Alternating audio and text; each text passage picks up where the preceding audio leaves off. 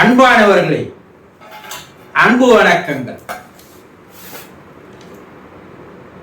கண்கள் இருந்தும் கடவுளை காண முடியவில்லையே என்று ஒரு அன்பர் கேள்வி கேட்டிருக்கிறார்.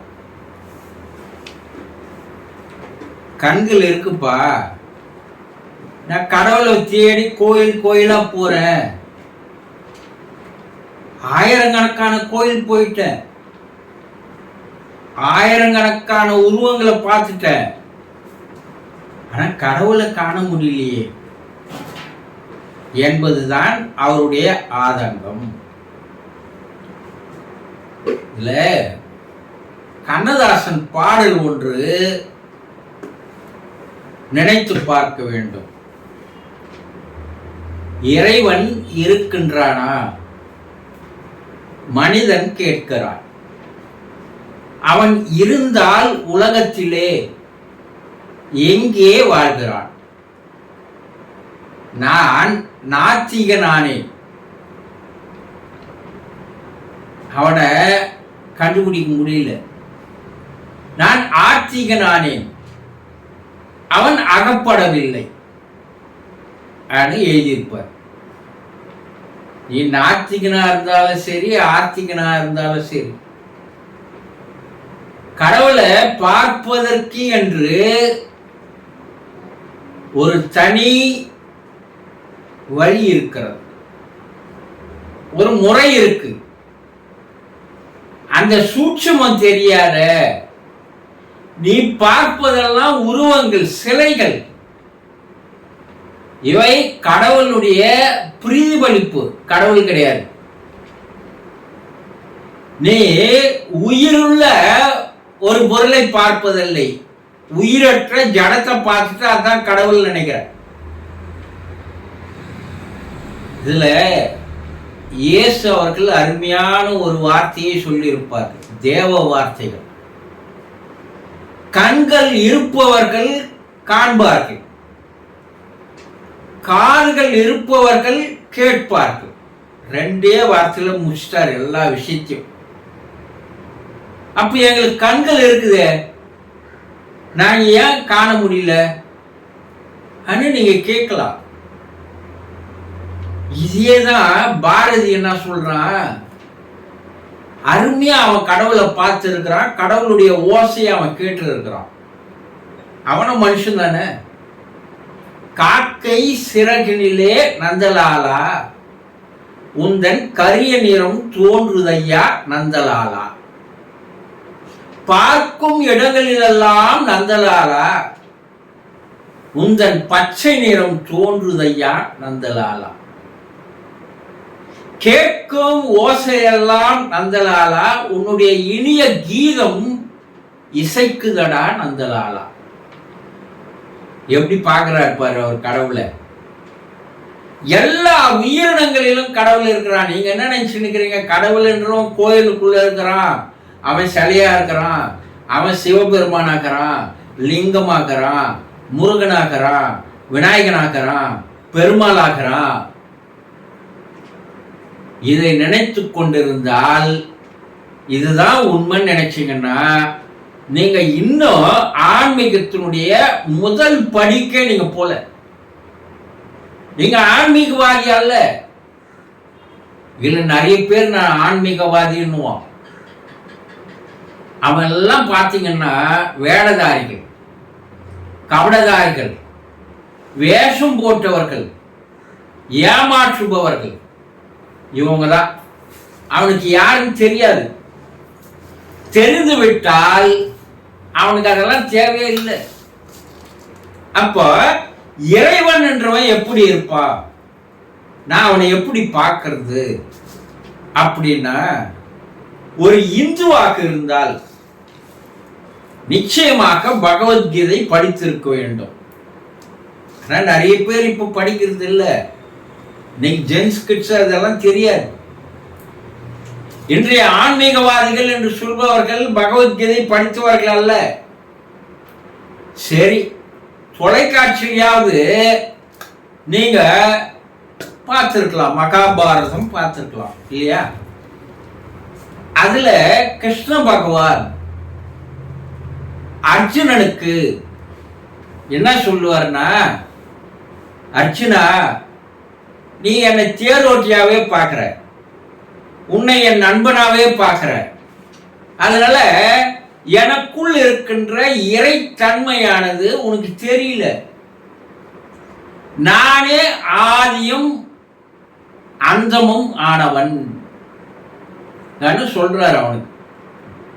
அவன் என்ன சொல்றான், அப்போ உங்களுடைய சுய சொரூபத்தை எங்களுக்கு காட்டுங்க, எனக்கு காட்டுங்க, அப்பதான் நான் நம்புவேன் அப்படின்றான்.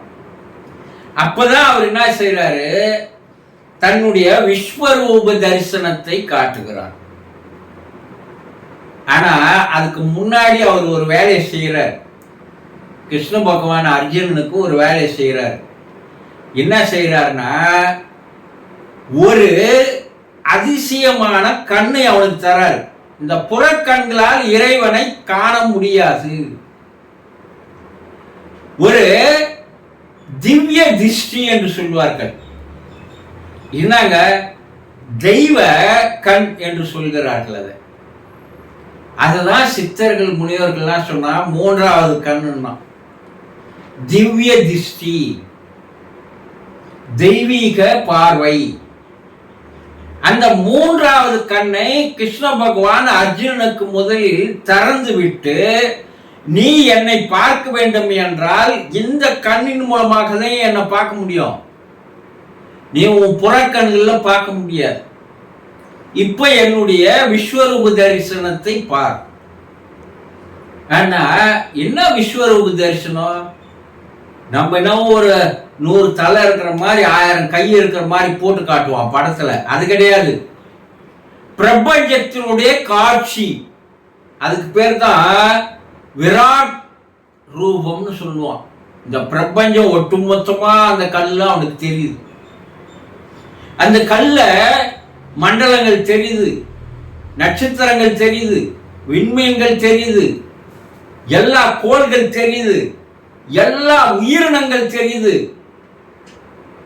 மொத்த ஜீவராசிகளும் அவன் கண்ணுக்கு தெரிய ஆரம்பிக்கிறது. எல்லா உருவங்களிலும் எல்லா உயிரினங்களிலும் இறைவன் இருக்குதான் அவன் பார்க்கிறான். அப்போ இறைவன் என்பவன் பிரபஞ்சம் தான், வேற ஒண்ணும் கிடையாது. பிரபஞ்சத்தில் இருக்கின்ற எல்லாமே இறைவனுடைய காட்சி தான். நீ நினைச்சுன்னு இருக்கிற நீ எங்க கோயில்ல இருக்கிறான்னு, அப்போ நீ இன்னும் எதையும் தெரிந்து கொள்ளாதவன், நீ ஒரு பக்தன் தான். நீ பக்தனாகவே பல பிறவி இருந்தன்னா இறைவனை உன்னால் உணர முடியாது, காண முடியாது, அவனோடு சேர முடியாது. அவன் தருகின்ற இன்பத்தை, அருளமுதை உன்னால் பருக முடியாது. அப்ப எல்லாரும் என்னவா இருக்கிறோம், ஒரு போலித்தனமான ஒரு பக்தனாக இருக்கிறோம். அப்பதான் அர்ஜுனன் பார்த்து பயந்து போறான். ஆஹா, இறைவன் என்பவன் இந்த பிரபஞ்சம் முழுவதும் நீக்கமர நிறைந்திருக்கின்ற பரிபூர்ண ஆனந்தமயமானவன் சொன்னாங்க இல்லையா? அவன் இல்லாத இடம் இல்லைன்னு சொன்னாங்க இல்லையா? அப்போ நம்மை சுற்றி இருக்கின்ற மனிதர்கள், நம்மை சுற்றி இருக்கின்ற உயிரினங்கள், நம்மை சுற்றி இருக்கின்ற தாவர இனங்கள் எல்லாத்திலையும் யார் இருக்கிறான்? இறைவன் இல்லாத இடமே இல்லை. அவன் உனக்குள்ளேயும் இருக்கிறான். இததான் புத்தர் என்ன சொன்னாரு, இப்ப இந்த கண்களில் ஒரு நுண்ணியமான திறனை நீ வளர்த்துக் கொள்ள வேண்டும். காதுகளில் ஒரு நுண்ணியமான விழிப்புத்தன்மை உனக்கு வரணும். அதனால்தான் அவர் என்ன பண்ணாரு, மூன்றாவது கண் என்று ஒன்று தந்து அதன் மூலமாக காட்சியை பார்க்கும் போது, அப்ப அர்ஜுனனுக்கு கிருஷ்ண பகவான் எப்படி தெரிஞ்சாரு?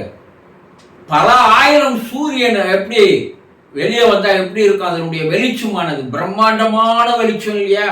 கண்ணு நம்ம பூசிடும், கண்ணை நம்ம மூடிக்குவோம், நம்ம சூரியன் நேரடியா பார்க்க முடியல இல்லையா? அது போல இறைவன் ஒளி தன்மை கொண்டவன், ஒளிமயமானவன். அந்த அந்த இறைத்தன்மையை நீ உணர்ந்து கொள்வதற்கு அதே ஒளியானது உனக்குள் ஆன்ம ஒளியாக்க ஆத்ம ஒளியாக்க அவன் இருக்கிறான். உனக்குள்ளவே அவன் ஒரு ஓசையாக, ஒரு சத்தமாக, ஓங்கார நாதமாக அவன் இருக்கிறான். இறைவன் ரெண்டு தன்மைகளை காட்டுறான். ஒளித்தன்மையாக, அதே நேரத்தில் சத்தமாக தன்னை வெளிப்படுத்திக் கொள்கிறான். இதுதான் நம்முடைய முன்னோர்கள் ஒளி ஒளி எல்லாம் ஆனாய் நீயே என்று சொல்லுவாங்க. நீ இது ஒரு ஆன்மீக நிகழ்வு, எதை நம்ம பார்த்தோம்பா, அது ஏதோ விஸ்வரூப தரிசனத்தை காட்டினார்ப்பா ஆனா நீ தெரிஞ்சுக்கிற அதை கதையாக ஒரு கற்பனையாக பார்த்தேனால் அதற்குள் இருக்கின்ற உண்மையான விஷயங்கள் உனக்கு தெரியாது.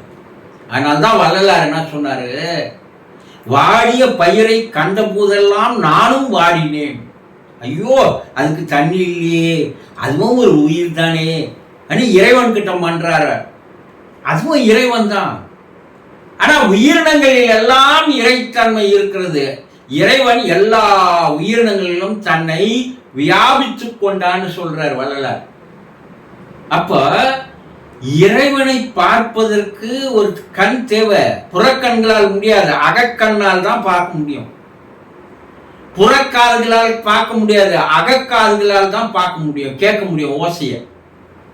அப்ப உனக்குள்ளேயே ஒரு ஓசையாக, ஆன்ம ஒளியாக, ஆத்ம ஒளியாக அவன் இருக்கிறான். அதை முதல்ல கேளு. உனக்குள்ளேயே ஒரு ஒளியாக, வெளிச்சமாக அவன் இருக்கிறான், அதை பாரு. இதுதான் உண்மையான இறைவனை காணுகின்றத காட்சியாகும். அதை விட்டுட்டு அதனால்தான் இயேசு 2 வார்த்தையில சொன்னார், கண்கள் இருப்பவர்கள் காண்பார்கள், காதுகள் இருப்பவர்கள் கேட்பார்கள். ஆனா நம்ம எப்படி வாழ்ந்துனுக்கிறோம், அதே சித்தர்கள் சொல்றான், நம்மள காரி துப்புறான். கண்கள் இருந்தும் குருட நாய், காதுகள் இருந்தும் செவிட நாய் வாழ்ந்து வருகின்ற மக்களே, உங்களை மாதிரி ஒரு முட்டாள் வேற எங்கேயும் இல்லடா. நீங்க எங்கெங்கயோ தேடின்னு போறீங்கடா, கடவுளை எங்கேயுமே இல்லடா. அவன் உனக்குள்ளேயே இருக்கிறான், உன்னை சுத்தியும் இருக்கிறான்னா சித்தர்கள். ஆக நீ கடவுளை இப்ப காண முடியலையேன்னா அதை காண்பதற்கு என்று ஒரு 3வது கண்ணை நீ திறக்கணும். அந்த செவி திறனை, நுண்ணிய சத்தத்தை கேட்கின்ற அந்த விழிப்பு தன்மையை, ஒரு ஆற்றலை நீ வளர்த்து கொள்ளணும். இதெல்லாம் இல்லாத எங்கேயோ கோயில் கோயிலா போய் ஏதோ உருவங்களையும் சிலைகளையும் வணங்கி நீங்க வந்தீங்கன்னா இந்த ஜென்மத்தில் எத்தனை ஜென்மத்தால நீங்க யாரை பார்க்க முடியாது, இறைவனை புறக்கண்களால் காணவே முடியாது என்பதை அந்த அன்பர் தெளிவாக தெரிந்து கொள்ளட்டும். சந்தோஷம்.